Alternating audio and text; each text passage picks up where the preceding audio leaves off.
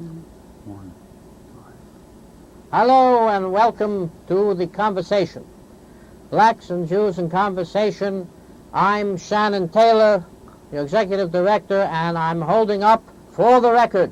Yes, we're back with Alan Katz, and we're going to hear from him the commentary of the debate between our friends from the Muslim camp that was held in the Temple of the Westside Institutional, I think it was in July. And Alan and Alan will tell you about the other side. The rabbi was a moderator together with, of course, Joey Reynolds, who introduced us all. And at the same time, we have a very special treat, Tom Kertes, one of the journalists par excellence in sports. He's written feature stories for the Village Voice, Education Update. He's been a writer for the New York Knicks. I was a great basketball player in my dreams. In my earlier life, all I needed was 2 more feet attached to the ones that I have. And Basketball Digest, Broadband Sports, and of course the Village Voice, from which Nat Hentorp came, who started the outrage over Darfur, from which we picked up in '96. He's a feature writer for Inside Sports, Sports Magazine, a columnist for Newsday, and a color commentator for Madison Square Garden. His education is at Fordham University, where we've brought our judges in various dialogues, and SUNY at Stony Brook, we've been there as well. I want to, of course, get into all of this fascinating background, but before we do, Alan, your thoughts about the great debate, which was discussed ad infinitum till this day. I mean, I was actually accosted at the night of Selichos the other night as I was attempting to get into the Carlbach Synagogue. Friends of mine actually accosted me with their thoughts about give me yours, and then we'll turn over to Tom. It was an excellent evening, very exciting. There were, of course, the 2 of us on the pro-Israel side and 2 gentlemen representing the pro-Palestinian side. Rabbi Einhorn of the Westside Institutional Synagogue was our moderator. As you mentioned, Joey Reynolds did the introductions. It started off very calm. There were, of course, core differences between our different points of view. But as the evening wore on, and we went well past the 2 hours that we originally thought we were going to have, one of the Palestinian members lost his composure and lost his temper, and it was a bit edgy there for a minute.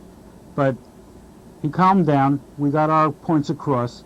I'm glad to say that you and I stuck to the facts, and what I got out of the debate from the Palestinian point of view was that their position is mostly motivated by emotion. Well, you know, they actually try and pin that on me. They try and say that I was filled with emotion, and you worse. But the point is that exactly, we were low-key that night, and we did stick to just facts and dates and people and places. There was Gadi Kankan, and who was the other gentleman? Hani Awadallah. And are we going to a mosque in the near future? We certainly are. In fact, it's in the works now. And as soon as our security is guaranteed 100% and Kevlar vests are provided behind the plexiglass platform, we'll set a date and look forward to doing this with you, Shannon. It's going to be a very, very exciting evening because it's going to be in a mosque. It's not going to be within the comfort zone of a synagogue. Well, you know, it's to their credit. The Muslim community did come to the temple. The Christian community came, the Armenian community. Everybody had free vocal expression. There were no unpleasant incidents. This is what we're about. We are here for full discussion. We're not here for a tame discussion or an unreal discussion. We're here for real discussion of real issues, and we make this show available for it to everybody, and we make ourselves available out in the public. And this is how progress is made. To the naysayers who are too much cowardly to actually engage themselves in such debate, at least allow those who want to do it to go ahead unimpeded. And now I want to talk to Tom. Tell me about the highlights of your many-faceted sports career in retrospect. Sports writing career, I guess you're talking about. Though I was an athlete originally, I was growing up in Hungary. I was a professional table tennis player, and I was very successful. I was the national junior champion in 1964 of Hungary, and beat a guy in the finals in front of 14,000 people in a big stadium called Tibor Klampar, who in 1971 became singles men's world champion. I came to the United States in 1966 at the age of 16, and unfortunately stopped playing for 2 years completely, because at the time, almost as bad as now, table tennis was not that much of a sport in America. So I picked it up again in college, but it was never the same. Anyway, I became a sports writer in 1983, and it was a miraculous story how I became a sports writer. And fortunately for me, I became very successful. I had some talent, and given the fact that I was writing on a second language, I didn't speak a word of English till I was 16 years old. I'm very proud of what I accomplished. I was a columnist for the Village Voice for 16 years. I wrote a college basketball column in Newsday for 4 years, and pretty much freelanced on a regular basis for the biggest sport magazines in the country, as well as quite a few non-sports magazines. I was so good, the Village Voice, after about 10 years, also allowed me to write on movies and theater, which were my other love. So I wrote hundreds of movie reviews and theater reviews and essays on film, etc. And it was my love. I have tremendous passion for sports and the world of arts, and it's just what I love to do. When you were a great ping pong player, did you believe that it was better treated outside of America than in America? Oh, I don't think there's any question of that.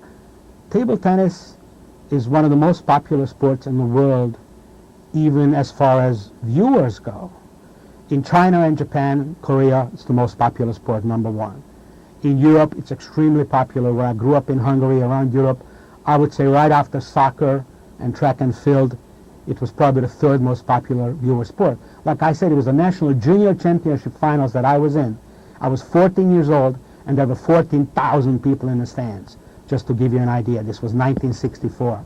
So it was amazingly popular. America, United States, is one of the few spots till this day, in spite of, Nixon's ping pong diplomacy and all that happened afterwards, where table tennis is just not a primary sport, and you really cannot make a living unless perhaps you're one of the top 3 players in the country. Do you remember the team that went to China, the number 1 seed? He actually staged a protest that ping pong was not accorded its due here in America, and I think that he was then excluded from the competitions in America. I don't remember his name. This was an American player? This was the number 1 seat on the American team that No, went I to do not China. remember. I don't remember that incident at all. This is the first time I hear about it. Very interesting. Oh, I remember every protest, whatever it is. I'm the record of protests here. Alan will test to that. Absolutely. There you go. Do you recall the name Martin Reisman, who's Of course. a close friend of ours? Tell me about it. Martin Reisman was a great table tennis player who, in his later years, owned a table tennis club on West 96th Street. And at the time, I lived on West 86th Street, so I used to go up there and play a lot. And I played him as well. And he beat me because I was already 40 years old or whatever. But he was just a great player, a great trick player. He used to make bets with people and beat them on trick shots. He was just an amazing person and really an amazing guy to know. There is a club opening this week, a new table tennis club opening this week. The son of my cardiologist, as a matter of fact, is one of the prime backers. He's the chef there. And it's in the 20s around Madison Avenue. And perhaps we'll go there. Do you still play? No, I haven't played in many, many years. The last time I really played was when I came up with this idea for the Village Voice. This was, I believe, right before the Atlanta Olympics. This must have been 1996, right? I haven't played for many years by then, but I heard that one of the top candidates for the American women's team was a 16-year-old girl from China who lived in Queens and became an American citizen. So I said to my editor, why don't I work out for a couple of weeks, get back into some kind of shape. I was 46 years old, I guess, and haven't played in quite a while, and then interview her through playing her. And I did. I worked out for a couple of weeks, and we went out to Queens, and I played her. I played her 2 sets, and actually gave her a very good match. She beat me 21-17, 21-16, and then she just missed the U.S. Olympic team by 1. I think she was the first alternate, and that was one heck of an experience. I really enjoyed it. I don't think I played competitively since. Good, then you're perfect to play me. I think we're perfectly matched. Well, at I this think for time. the first 10 minutes you would have a shot, but once I would get back into some kind of a memory, muscle memory, it would be all over. How do you know? Just a feeling, just a feeling. We'll do that eventually. Okay. We'll eventually. By the way, Bobby Seamiller was the name of the Oh yeah, number 1 that's seed. an extremely familiar name. There's a Denny Seamiller also, which may be his brother or father, I'm not sure. And he is probably the number 1 table tennis announcer in America right now. Now, if you recall the Munich massacre during the, Yes. I believe the 69 or something like that Olympics. Or No, 72. 72, I believe. 72. Well, a Yeah. few years here or there. Well, Olympics are every 4 years, so it has to be a division of 4. 69 wouldn't fit. I leave that to you. All right, Okay. so the 72 Olympics, and Howie Cosell turned the cameras and the reporting to that incident entirely. Yes. He made all of his reporting, unlike every other reporter who ignored it practically, he made all of his reporting, the focus was the eventual murder of the Israeli athletes and all the events that led up to it. And he said, frankly, he almost lost his career over it. Is that accurate, and do you remember that? I do remember that. I do not recall him almost losing his career over it. That's the first time I've heard that. I heard that directly from him, and I do know that Scaramucci or Scarabandi, or whoever it is, was the head of the Olympics when it came to Atlanta on the 25th anniversary of Yes. that massacre. Samaranch. Juan Samaranch. Whatever. He absolutely refused any commemoration or memorial of that massacre. Is that true? I honestly do not know, but as we know, anti-Semitism is widespread all over the world, and Juan Samaranch was Spanish, and Spanish Inquisition. I don't know. I'm fully prepared to believe that. I haven't heard that before, but I'm not shocked at all. I don't think it had anything to do with it being Spanish. I think it's endemic to the Olympics. And you're, Well, it very well may be. Avery Brundage, who for many years ran the American Olympic Committee, was a famous anti-Semite. In fact, Avery Brundage was Yeah. head of the Famous International anti-Semite. Yeah. Olympic Committee Famous anti-Semite. during the Munich Olympics, and after the Israeli athletes were murdered at the airport, Brundage was asked to suspend the games out of respect for their deaths, and he refused to do it. They stopped the Olympic Games for 1 day, and then Yeah. the very next day they picked up where they left off. He also pushed very hard in 1936, when he was a young man, to United States to participate in the Hitler Olympics in Berlin in 1936. That's right. And that was when Jesse Owens won the 3 gold medals, and kept the famous two Jewish sprinters. One of them was called Marty Glickstein, off the 4x100-meter relay, where they were sure to win a gold medal because of Jesse Owens, and Herb Metcalf was the other great African-American runner on that relay, and Marty Glickstein was the 3rd best American, and the last minute he was pushed off the relay by Avery Brundage so as not to insult Herr Hitler, just to give you an idea of the people we're talking about. Alan, are you familiar with all of the outrages of racism and Jew hatred, and not to mention against Indians as well, and Asian throughout the Olympic history? Well, I'm not as conversant in it. I have recollections that most people would still preserve as a result of growing up during that period of time and watching the Olympics. When I was growing up in the 60s, the Olympics were just a must-see. Absolutely. Everybody was glued to the TV. And in '72, when Black September kidnapped the Israeli wrestling team, Jim McKay, who was with ABC Sports at that time, he kept a very close tab on it. And I remember when the news came in from the airport about what had happened, McKay had been on the air for something like 14 hours. And he just looked in the camera and said, "We have the news. They're all gone." Yep. All gone. Just like that. It was probably the most poignant moment in McKay's career. May I just add one thing, though? Yes. In spite of all this political stuff and the negative stuff we're talking about, I am very much pro-Olympics. I think it's very fashionable this last 10 years or so to put down the Olympics. There are many people in sports who want to cancel the Olympics, just wipe it out, no more Olympics. I completely disagree. I think the Olympics are a fantastic idea, and if you are a sports purist, there is nothing better than the best in the world from all over the world meeting on once every 4 years on that one field of competition and seeing who's the best. And to ruin it and besmirch it with politics, especially ugly politics, I think it's a big, big mistake. I think this has been done most prominently probably by the Arabs, who have refused to take the field in the Olympic Games against Israeli team. athletes. But it's also by us. There's a movement in this country that we shouldn't participate, that there should be no more Olympics, that the Olympics is all about money. Well, I have news for these people. Everything is all about money. So, why are we canceling the Olympics? Religion is all about money. Let's just cancel religion then. I mean, it's ridiculous.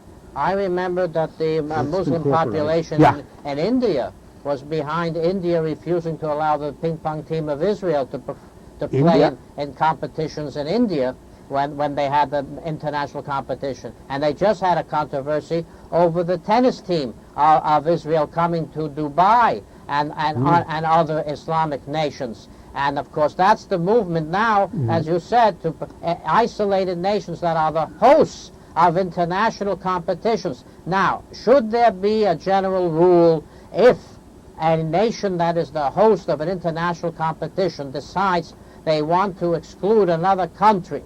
Should that nation be penalized? Absolutely. They should be thrown out of the games. Absolutely, 100%. And in fact, if there's even one event in which one athlete refuses to participate because of the ethnicity or religion of another participant, the entire team should be thrown out.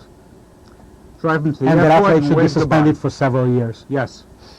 Absolutely. Now, do you remember recently there was the Italian team, I forget what particular sport, and they had a whole fight in France, and they claimed that there was some kind of comment made by I believe it was having to do with the Moroccan ancestry of one of the players or something like that, and they had some of the title challenged or something. Do you recall incidents like that 2 years ago? Well, the French are very sensitive about it because of their history and colonization of Northwest African Nations.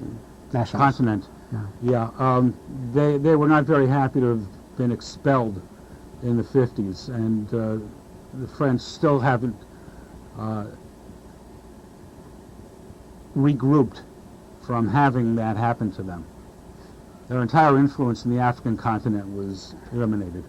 Who was the great Indian athlete in the early part of this century who never really achieved the Olympic status he deserved? Jim Thorpe. And is that kind of racism still prevalent in the Olympics? No. Jim Thorpe was an American Indian. He was not an Indian Indian. Yes. He was held out because of American racism. Yes. Absolutely. Yes, but the same kind of racism is in other countries still today. Could it affect No. the Olympics? No, because the money is too big, the prestige is too big, and it doesn't matter what race you are. And in most countries, in most events, there are Olympic trials, and if you finish in the top 3, you're in the Olympics. It doesn't matter what race you are. As a matter of fact, the United States very strongly kind of recruits nationals, successful nationals from other countries, mostly Africa, to give us more success in events where we're not good. In fact, some Like the marathon, the 10,000 meter, the long distance running, we get people from Africa, Kenya, and other countries, and they become American citizens and win gold for us and wave the flag for the USA.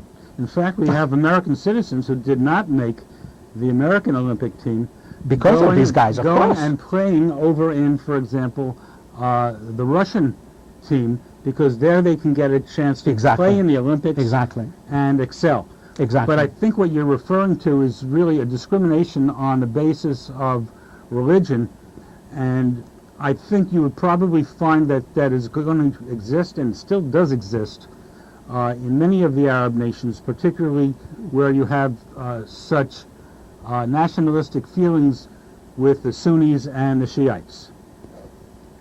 Now, there is in Israel the Maccabean Games, and I'm wondering if you ever wrote about them or saw them, but also there are teams in Israel, like a baseball team just formed in Israel, and there's not one Jew on the team, or if there is, there's one or two. Now, does that factor into the equation, or as a sports purist, do you just consider the fact there's a team? I really haven't written about the Maccabean Games. I'm familiar with them. I always thought of them as the Jewish Olympics. Is that not basically what it is? Alan? I think that's precisely what it is. Yeah. But I was not aware until you just mentioned it, Shannon, that the Israeli baseball team had few, if any, Israelis or Jewish citizens on the team. Yeah, how does that figure? They must They import. They're recruiting. Like I just said, like we Americans recruit African runners, I guess the whole world does that for prestige and money. Now, I'd like to hear about the background of your father, which is more than appropriate for this show. Well, my father was a doctor back in Hungary, and as you know, the Hungarian Jews were the last ones taken away during the war. Hungary was something of a quasi-ally of Hitler, though a very unwilling one for most of the war. And when Admiral Horthy, who was the premier of Hungary back then, and a funny joke, if there is anything funny about this, is that Admiral Horthy is the only admiral whose country, doesn't have a navy. So Admiral Horthy ran the country, and when he tried to pull Hungary away from the Nazis and into a neutral position, that's when Hitler decided to go in and take away the Hungarian Jews as the last ones really taken away into the concentration camps. My father, as many Jews back then, changed his name. His name used to be Klein, and he changed his name to Kertes, Kertes in Hungarian, Kertes. And many Jews hoped that if they changed their names, the Nazis would somehow miss them, but no such luck. So he was taken away with his first wife and 4 children. The youngest one was 6 months old. They were taken to Auschwitz on the trains, and the wife and 4 children were killed in the gas chambers within an hour and a half or so of their arrival. And the only reason my father stayed alive, because he was a doctor, and this was already 1944, and by then I believe the Nazis had the famous 3 steps forward rule, because they realized that economically and otherwise they couldn't kill everybody who could do some of the Nazis' work in the camps, because they were losing too many soldiers on the front. So at that time, when you lined up, it was women and children and old people on one end, and regular age people on the other side, and they would say, if you're a cobbler, a shoemaker, a tailor, a doctor, a lawyer, whatever, take 3 steps forward. And if you took that 3 steps forward, then you were temporarily saved, and perhaps killed later in the gas chambers or by beatings or whatever. And my father took the 3 steps forward, being a doctor, and he stayed alive and worked, I guess, as an orderly or something in the camp hospital for a while, knowing that his wife and his children were gone. And the only reason he stayed alive was because he was lucky enough that when the Russians came to liberate Auschwitz, to liberate the camp, the Nazis tried to kill all the Jews as they were running away, and they couldn't get to the camp hospital. There was not enough time, and my father was lucky enough to have typhoid fever, and he was lying in a bed in the hospital, and they couldn't get to him. So did your father survive? And My siblings? father survived. My father survived, and that's how I came about 5 years after the war. And his sisters or brothers? I have a half-sister, but she is my mother's daughter, not my father's. So she's from my mother's first marriage. And my mother and sister though alive during the war, were not taken away into the camps because my mom's first husband was a high-ranking police officer in Hungary, though Jewish. He had enough pull to hide them in a cellar where they stayed for about a year or so, and they escaped from being taken away. We're talking to Alan Katz for the record on the Middle East, and also Tom Kertes, who has more credentials as a sports writer than I can mention in this show. So now I'm turning to you, Alan, and you take it from Auschwitz to Israel. Well, there is, before I get into that, I have to mention something that happened about 2 months ago. As you know, my book is about the media and Israel.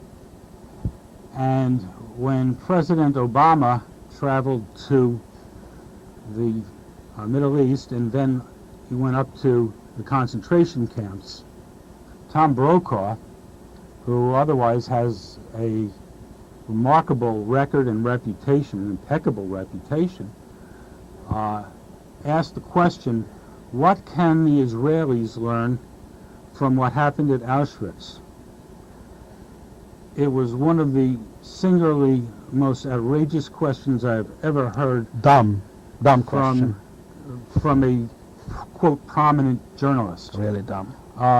It was not very well played up here, so it didn't get that much time. The media tends to protect their own. But as to where we are today... But Tom Brokaw was severely censored by the Jewish community and Americans for Safe Israel, an embassy in Lebanon, during the 80s. So he's already biased. Correct.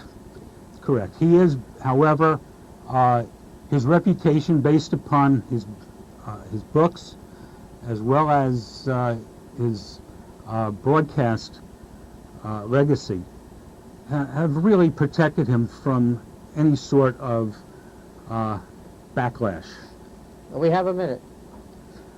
Insofar as what's going on now in Israel is concerned, we have a very, very interesting situation. We have an American president who has told the Israelis how they can run their country, and you have an Israeli prime minister who has said no to the American president. This is extremely unusual. It has only happened before a couple of times, notably in 1967, when Johnson told the Israelis not to preemptively strike the Arabs, and also a couple of other times which involved military maneuvers.